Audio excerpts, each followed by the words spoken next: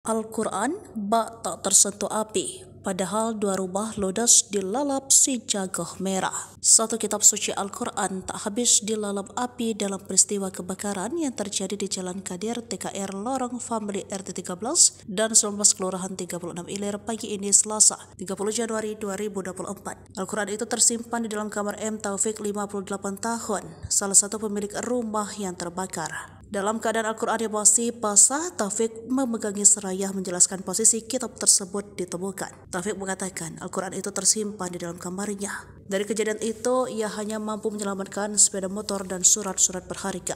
Selain itu, uang senilai 6 juta rupiah yang akan digunakan sebagai modal untuk acara hajatan keluarga pun ikut hangus.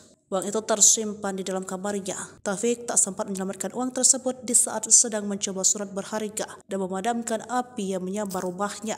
Kepanikan warga tak terbendung melihat kobaran api kebakaran di Kelurahan Karanganyar Gandus, Palembang, Selasa 30 Januari 2024 sekitar pukul 8:15 waktu Indonesia bagian Barat. Salah satunya adalah Rika.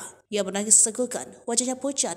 Rika terlihat lemas di kursi depan warung sekitar 10 meter dari rumahnya yang sudah hangus terbakar. Rika nyaris saja jadi korban kalau tangannya tidak ditarik saat hendak mencoba masuk kamar yang sudah dikepung api. Ijazah aku di sana semua, uang bayaran kuliah aku terbakar, katanya. Kerabat dan ibu-ibu tetangga menghiburnya, namun Rika masih menangis terseduh-seduh. Dia menceritakan saat api berkobar dari arah depan. Keluarga sedang berada di dapur.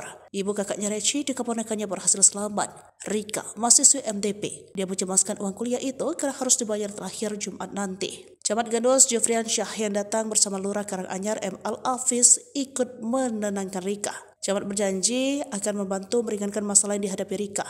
Kapolsek Gandus AKP Irwan Sidik mengatakan penyebab api masih dalam penyelidikan polisi. Kebakaran itu mengakibatkan kerugian ditaksir mencapai 400 juta rupiah.